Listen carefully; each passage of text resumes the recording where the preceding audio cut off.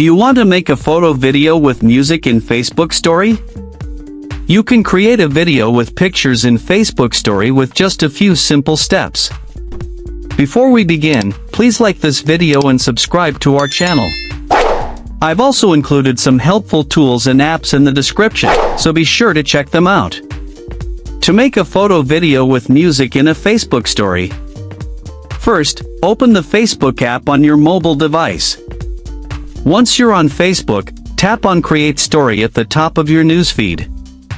Now, select multiple pictures from your gallery that you want to include in your story as a video. Once you have selected multiple photos, tap on the Next button. Now you will see different options. From here, select the Clip Mashup option. This will automatically combine your selected photos into a short video with transitions synced to the music. You can also change the music by tapping on the audio icon on the right of the screen.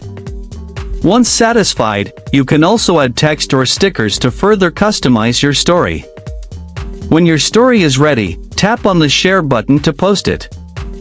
Your photo video with music will now appear in your Facebook Story for your friends and followers.